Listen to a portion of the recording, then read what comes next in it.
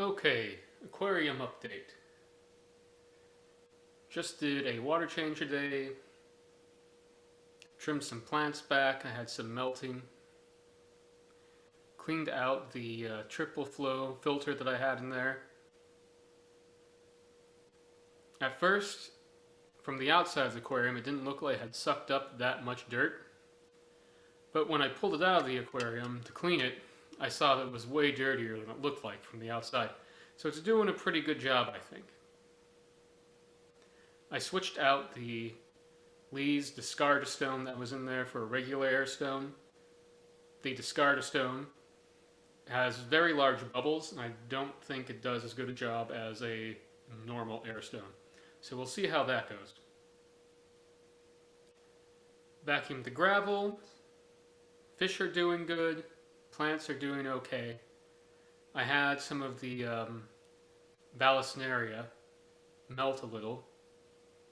I bought plants from two different sources, one online and one locally, and some of the plants I received from the online seller came to me with hardly any roots on them, and those plants melted back a lot after I put them in the tank. But I am seeing new leaves, so I think they're going to do fine. I also had a couple of leaves on the Sagittaria that I trimmed off because they were starting to melt. But I'm seeing new leaves on that plant too, so I think it's going to do good too. The one plant that's continuing a downward trend at this point is that Amazon sword. And I think I'm going to remove it from the tank. I might try putting another root tab under it and seeing if that will get it to grow some new leaves, to grow the leaves bigger. I mean, I don't have my heart set on keeping it at this point.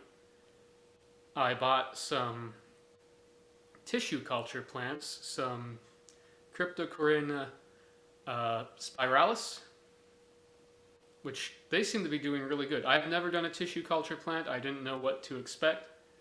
I wasn't sure if, the leaves are all going to melt off and it's going to grow big leaves after I plant it.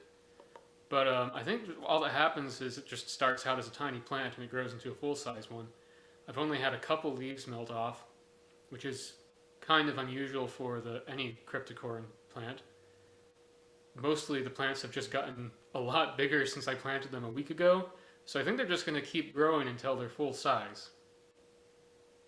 As for the other newish plants in the tank, the Cryptocorin balance has also been growing great. I had a plant and I split it into 3 different plants, and they've all grown new leaves, and they all appear to be healthy. I think they're doing really good.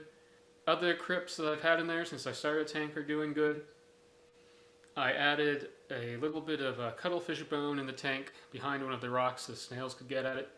Not enough to actually make the water harder, but I had read that if you put some cuttlefish bone in there, the snails will start eating on it and will give them healthier shells.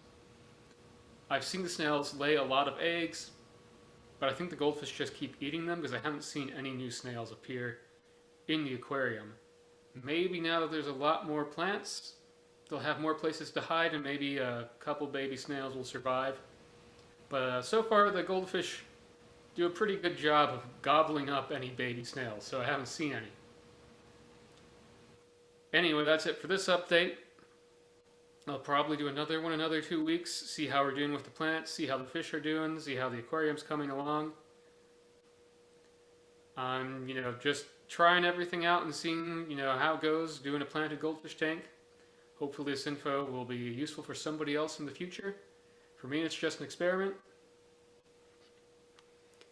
So thank you for watching. I hope you enjoyed the video.